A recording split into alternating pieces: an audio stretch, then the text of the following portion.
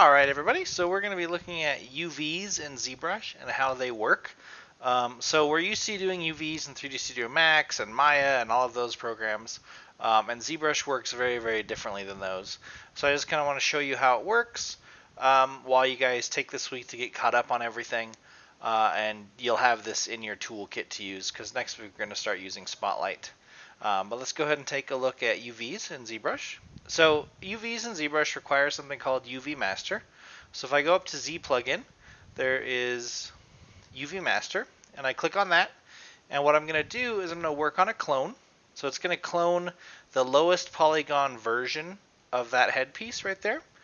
And then I'm going to go Z plugin, enable control painting. And then what I can do is I can protect, attract, and erase. So I'm going to protect. And what this does is wherever it's red, it tries to keep that UV together. So it won't try to separate it. It won't try to space it out. It'll try to keep this UV together. So when you're UVing a human face, for instance, you want to keep that face together and nice and flat. So we'll do that. There we go. So that's going to be protected right there. And then when I go to Z plugin, I can do something called attract. So what attract does is attract is going to put the seam there. So this is where the actual seam is going to be. So you can see it puts a blue.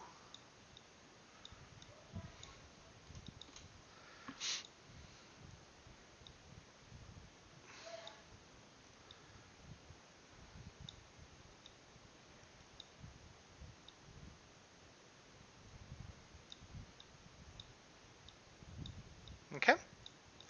So what we can do is we can test it. So I'm going to go ahead and look at it now. So I'm going to go to Z plugin and I'm going to click on unwrap. And then I'm going to go to Z plugin and I'm going to click on flatten so we can take a look at it.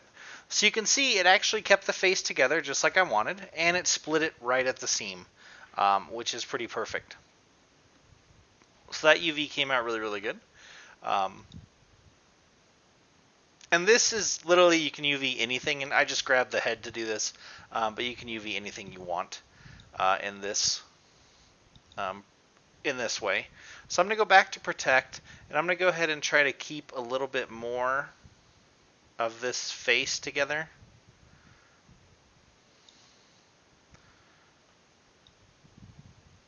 Because if you notice, it kind of peeled off right at the ears, which worked out actually pretty well.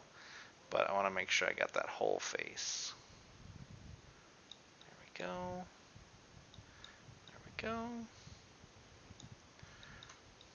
Okay. And then I can go to Z plugin, and I can click on unwrap, and I can click on flatten. So there it is. You can see that's a little bit of an issue right there, but nothing really major. So it's split just like we wanted, right down that seam. And again, it is split on the ears, which is kind of what we expected, so that's not really that big a deal. And that's a pretty workable UV. You could actually go ahead and start making the face and everything right here without an issue. And then this would obviously be the hair area here, and the shoulders are down here. So you can see it actually worked out really well for that UV. And a lot of this is just going to be trial and error of like kind of deciding where you're going to put those seams, where you're going to kind of put everything. Like we can try, and this doesn't always work, but we can try to cut off the head.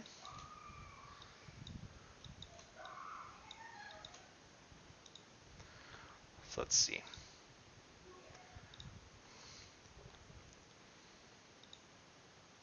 Like if you wanted it to be its own UV island, and it didn't quite cut it off, but it did give us a much cleaner seam here, with our shoulders down here and our head and the back of the head right here, which actually worked pretty good. So this is a decent workable UV. So how do you get this back on your mesh? So what I'm going to do is I'm going to click copy UVs. I'm going to come over here and I'm going to click on demo head, not the clone. I'm going to click on demo head. And then I'm going to go to Z plugin, and I'm going to go to paste UVs. and that pastes those UVs onto this mesh. So now we're actually good to go. So now you can actually paint this mesh. You can do a lot more detail than we did before, like with the zombie head and stuff. So you could actually just kind of do whatever you wanted. Now this is a fully texturable object. And you would apply this to any object you make. So it's the same idea, the same UV idea. Any character you build, any object you make, it works exactly the same. You decide where you want your UVs to be. And if you're just going to paint it in ZBrush and not take it out of ZBrush, then you don't have to be as picky with your seams. You just need to UV it. So you could just kind of protect the face so you don't have a seam across the face. Maybe protect the chest area if it's a character. And draw seams around the arms and maybe down the arms. Whatever. As long as it's UV'd, it's going to be paintable inside of ZBrush. So that's really all you have to do is make sure that it's UV'd so that way it's paintable inside ZBrush. All right.